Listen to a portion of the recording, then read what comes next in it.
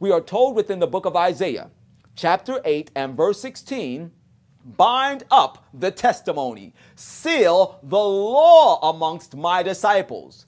God desires to seal his law within the hearts, within the minds, within the characters of his servants. You see, many people profess that they are servants of God.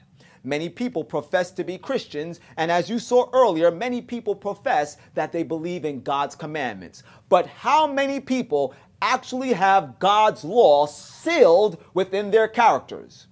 God knows that if he can seal his law within the character of human beings, a radical transformation will take place within their lives. That's exactly what the Bible teaches in the book of Psalms chapter 19 and verse 7.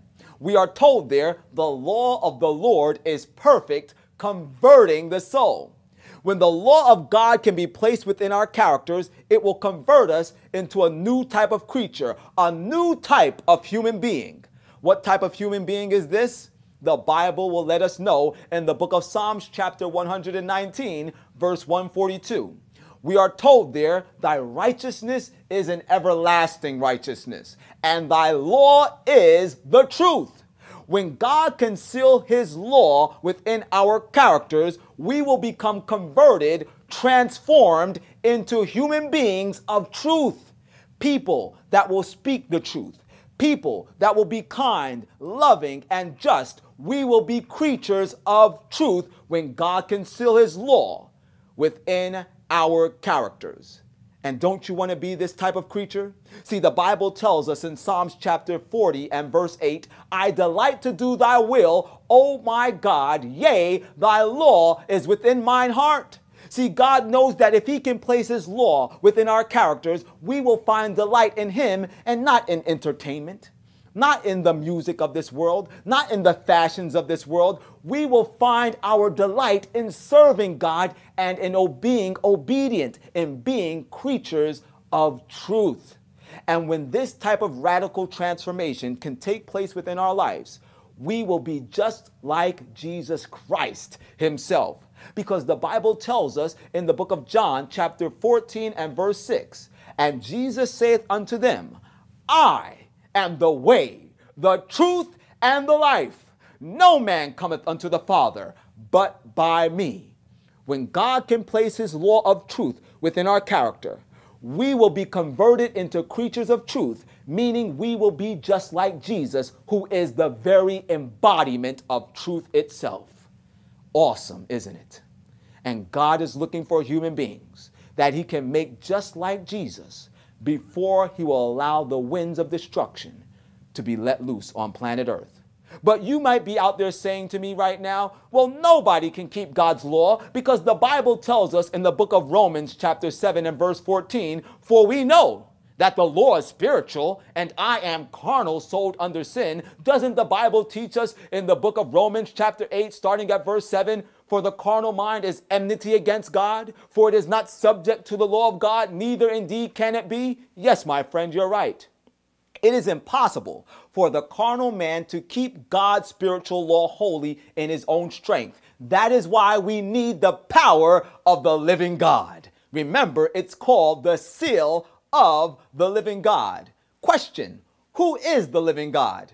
As you know, the Bible has the answer. In the book of Jeremiah, chapter 10 and verse 10, we are told, the Lord, he is the true God. He is the living God and eternal King. At his wrath the earth shall tremble, and the nation shall not be able to abide his indignation. Thus shall ye say unto them, the gods that have not made the heavens and the earth, even they shall perish from the earth and from under these heavens. For he hath made the earth by his power. He hath established the world by his wisdom, and he hath stretched out the heavens by his discretion. The God that created the heavens and the earth and all that in them is, according to Jeremiah 10 and verse 10, he is the living God, the God that is the creator of all things. Well, who is this creator of all things that is the living God? The Bible gives us more answers in the book of John, chapter 1, starting at verse 1, which says, in the beginning was the Word, and the Word was with God, and the Word was God. The same was in the beginning with God.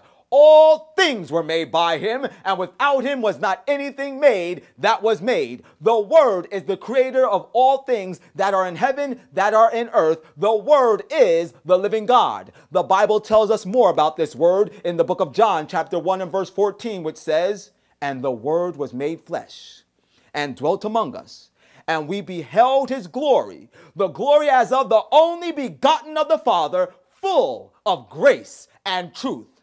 The Word, the creator of the heavens and earth, is the one who came and was made flesh and revealed to humanity the very glory of God. This Word is Jesus Christ himself. Jesus is the true and living God, the creator of all things. Did you know that the Bible also gives Jesus, the living God, another title? In the book of Mark, chapter 2, verses 27 and 28, we are told from the mouth of Jesus himself, "The Sabbath was made for man, and not man for the Sabbath. Therefore, the Son of Man is Lord also of the Sabbath." Jesus Christ, who is the living God, also is called the Lord of Sabbath. The same Sabbath day which is spoken of in the book of Exodus chapter 20 and verse 8, which tells us, "Remember the Sabbath day to keep it holy. 6 days shalt thou labor and do all thy work, but the seventh day is the Sabbath of the Lord thy God. In it thou shalt not do any work, thou nor thy son, nor thy daughter, thy manservant, nor thy maidservant, nor thy cattle, nor thy stranger that is within thine gates. For in 6 days the Lord made the heaven and the earth, the sea, and all that in them is, and rested the seventh day. Wherefore the Lord blessed the Sabbath day and hallowed it." As we look closely at this commandment, it becomes very obvious that the Lord of Sabbath is also the true and living God. For it is the Lord of Sabbath that created the heaven and the earth, the sea, and all that in them is. And as you place your faith in this awesome creative power that is yielded by the Lord of Sabbath, the true and living God, Jesus Christ himself, you will receive power to obey all of God's 10 commandments. We are told in the book of Isaiah, chapter 40, verses 28 and 29, "Hast thou not known? Hast thou not heard that the eternal God, the Lord, the creator of the ends of the earth, he fainteth not, neither is weary. He giveth power to the faint, and to them that are without might, he increaseth strength." My friend, have you ever felt as though you wanted to give life up? You couldn't go one more day. Have you ever felt like you were going to faint under the great weight of the burden and guilt of sin? I'm here to tell you right now, don't give up. Don't let the enemy discourage you. Turn your eyes by faith to the true and living God, Jesus Christ, because he wants to give you power. He wants to strengthen you so you can have a life of peace, a life of joy, a life of happiness, a life of obedience, fulfilling all of the righteous requirements of his law. This is why Jesus Christ came and took upon himself sinful human flesh. This is why Jesus died and rose again to gain the victory over death and sin for you. This is why Jesus ever liveth, to make intercession for us so that we can have the power of his righteousness. The Bible tells us in the book of Romans, chapter 8 and verse 3, "For what the law could not do, in that it was weak through the flesh, God sending his Son in the likeness of sinful flesh, and for sin condemned sin in the flesh, that the righteousness of the law might be fulfilled in us, who walk not after the flesh, but after the Spirit." I'm so glad that none of us have to try and live this life in our own strength. The true and living God not only has power to create, the true and living God has power to recreate us into his holy image. And this is why the fourth commandment, which is the Sabbath commandment, stands out above all of the other 10 commandments as the seal of the living God. For it is the only commandment that identifies who the God of the 10 commandments is. And that God is the true and living God. Did you know that God gave us the Sabbath commandment as a perpetual reminder that it is only by His creative power that we can live lives of holiness?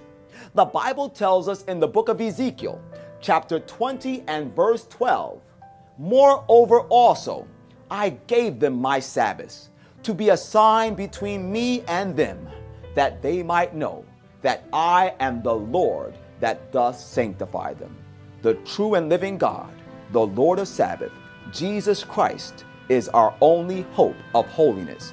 He is our only hope of obedience to the law of God, and it is by His strength that we can receive the seal of the living God in our characters. And ladies and gentlemen, we need to have this experience. Very shortly from now, the four winds will be let loose. Destruction will come upon planet Earth, but God has made a way for us to be sealed up so that our salvation can never be stripped from us. He wants us to receive His power into our lives today. I want to encourage you, please set aside the entertainment, set aside the internet, set aside the gadgets. Spend more time with Jesus. Don't let the enemy distract you from gaining the experience that will make you a recipient of the seal of the living God, because God is looking to seal you. As always, this is the Forerunner, and whether you like it or not, the truth is the truth.